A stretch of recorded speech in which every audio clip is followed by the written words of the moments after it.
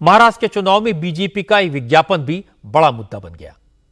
BJP ने आज महाराष्ट्र के सारे अखबारों में फ्रंट पेज का एक इश्तहार दिया, जिसमें प्रधानमंत्री मोदी का नारा एक है तो सेफ है लिखा हुआ है।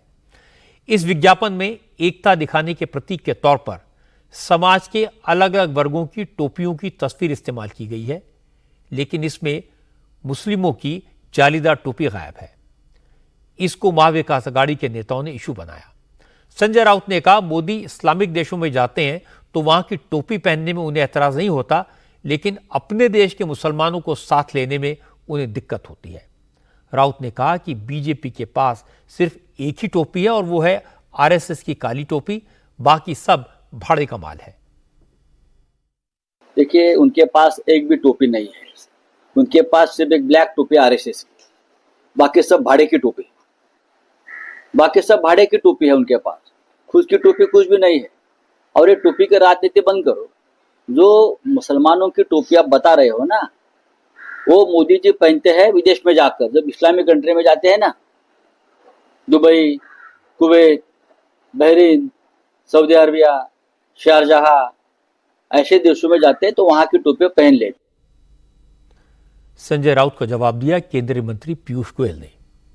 पीयूष गोयल ने कहा, लोकसभा चुनाव की तरह विपक्ष फिर फेक नैरेटिव फैलाने की कोशिश कर रहा है। प्रधानमंत्री मोदी ने देश के 140 करोड़ लोगों की बात हमेशा की है। ये भ्रम विपक्ष ने फैला के लोगों को जो डराने की कोशिश की, कुछ विशेष समुदायों को डराने की कोशिश की और समाज को बांटने की कोशिश की, उसका जवाब देने के लिए माननीय प्रधानमंत्री जी ने कहा था, भारत के 140 करोड़ जनता जब एक साथ भारत की चिंता करेगी, भारत के विकास की चिंता करेगी, भारतीयता की चिंता करेगी, हमारी विरासत की चिंता करेगी, तभी ये देश सेफ है।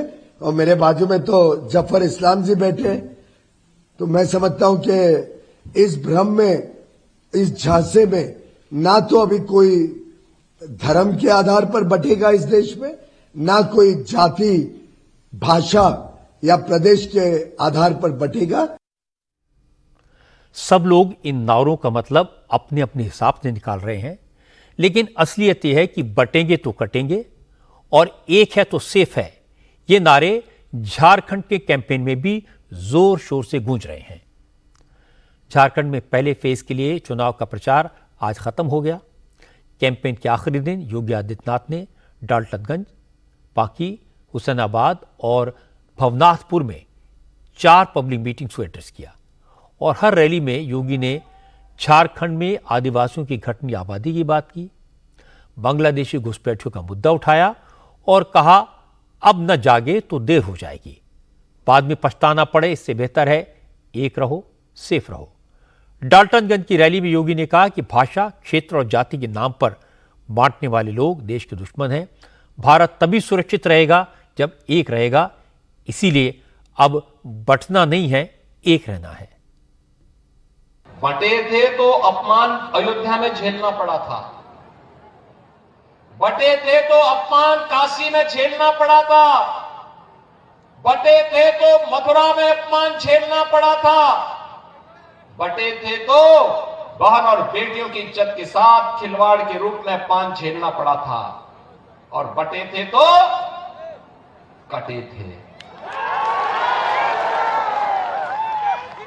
और इसीलिए मैं आपसे कहने के लिए आया हूं, एक रहेंगे, सेफ रहेंगे, एक रहेंगे, नेक रहेंगे। बटे थे तो कटे थे, अब एक रहेंगे तो सेफ रहेंगे।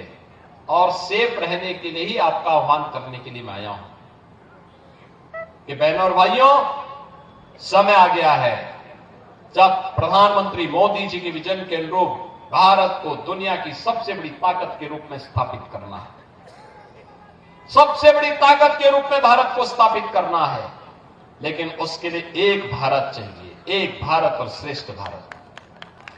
भारत श्रेष्ठ तब बनेगा जब एक रहेगा। सुरक्षित तब बनेगा जब एक रहेगा। भारत विकसित भारत तब बनेगा जब एक रहेगा।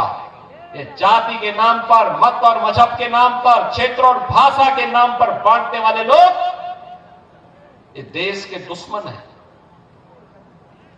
भारत की अस्मिता के साथ खिलवाड़ करने वाले लोग हैं। ये वही लोग हैं जो अंग्रेजों की चाकरी करके चाटुकारिता करते थे, जो भारत के अस्मिता और अस्तित्व के साथ खिलवाड़ करते थे। हमें बंटना नहीं है और बटेंगे नहीं तो किसी माए के लाल की हिम्मत नहीं कि काट सके। अब मैं आपको इस मामले का दूसरा पक्ष सुनवाता हूं। योगी आदित्यनाथ जो कह रहे हैं ये कांग्रेस के नेताओं को बिल्कुल जहर जैसा लग रहा है। आज मल्लिकार्जुन खड़गे ने झारखंड में पलामू की रैली में योगी आदित्यनाथ की तुलना आतंकवादियों से कर दी। खड़गे ने कहा योगी आदित्यनाथ साधु हैं, गेरुआ वस्त्र पहनते हैं, लेकिन बांटने काटने की बात करते हैं। यह सनातन का अपमान है। बांटने काटने की बात तो टेररिस्ट बोलते हैं। वो हमारे एक साधु महाराज है, क्या नाम उनका, हाँ? योगी आदित्यनाथ। वो तो ऊपर से साधुओं का वेश पहनते हैं। अरे ये मुख में राम और बगल में छुरी कितने दिन चलाएंगे?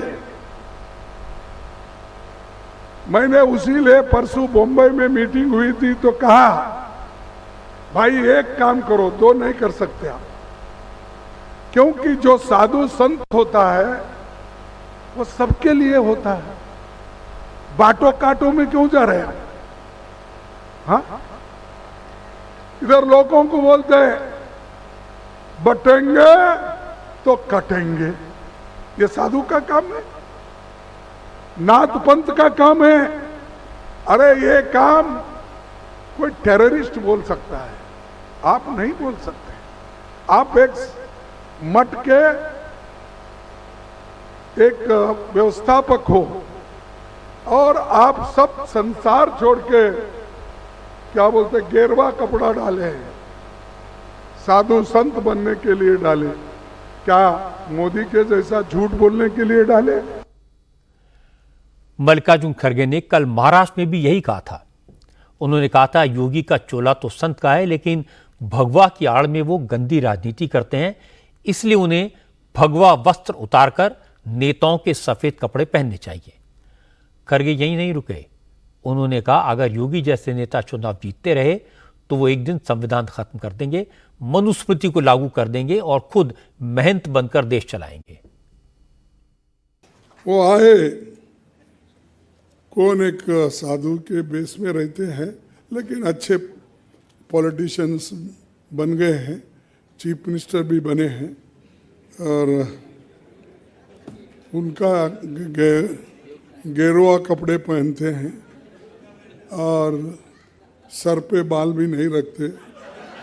तो ऐसे एक नेता है जो बीजेपी ने पैदा किए। ठीक है कि हम उससे कोई गिला, मैं ये कह रहा हूँ उनको, बीजेपी को, या तो सफेद कपड़े डालो या तो सन्यासी कपड़े डालते हो, गेरुआ डालते हो, पॉलिटिक्स से बाहर हो जाओ।